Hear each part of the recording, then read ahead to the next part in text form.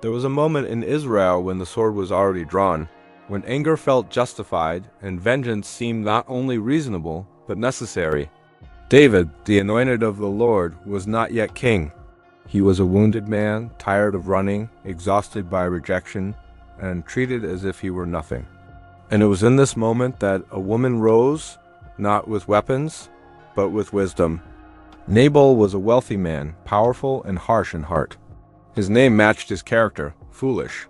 David's men had protected his shepherds throughout the season. Not a single animal was lost. Not a single servant was harmed. When the time of shearing came, a season of celebration, David sent his servants with words of peace, asking only for what was fair. But Nabal answered with contempt. He mocked. He insulted. He dismissed David as a nobody, a runaway servant. Those words pierced David's heart like blades. In that moment, the man after God's own heart allowed anger to speak louder than wisdom. He ordered his men to arm themselves. His decision was clear. By morning, not one male in Nabal's household would be left alive. A tragedy was already in motion.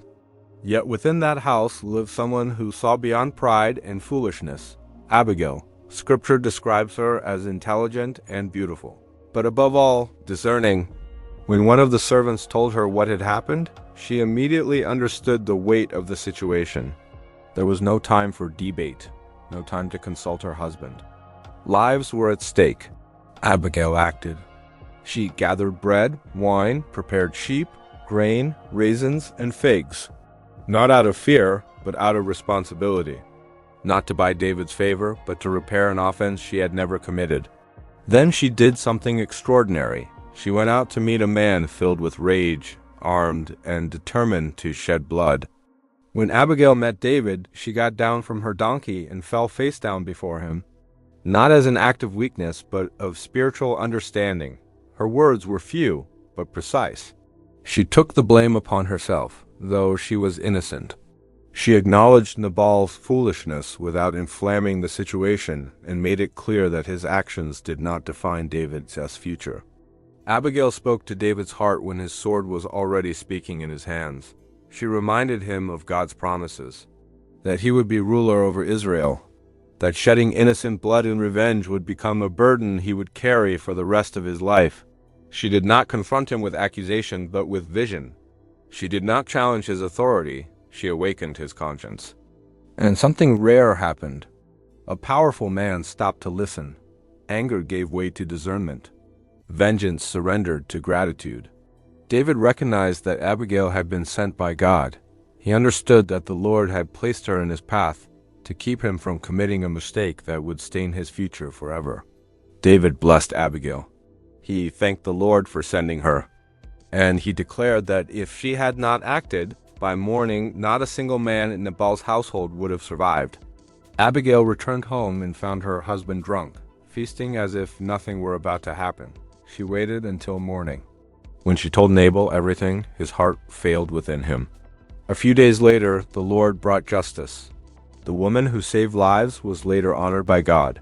She became David's wife, not through ambition, but as the fruit of wisdom, courage, and reverence for the Lord. The story of Abigail reminds us that courage does not always shout. Sometimes it kneels. That wisdom does not fight with force, but with truth, and that God can use one single person filled with the right spirit to stop an entire tragedy.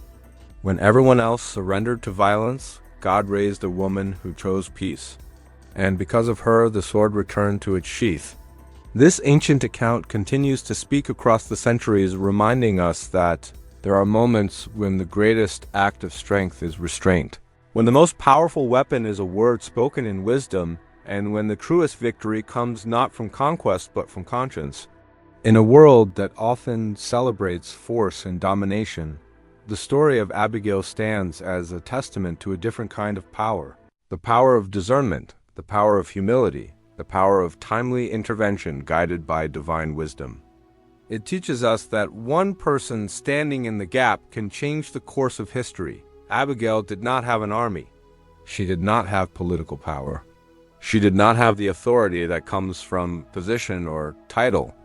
What she had was something far more valuable. She had discernment to see what others could not see, courage to act when others remained passive, and wisdom to speak truth into a moment of crisis.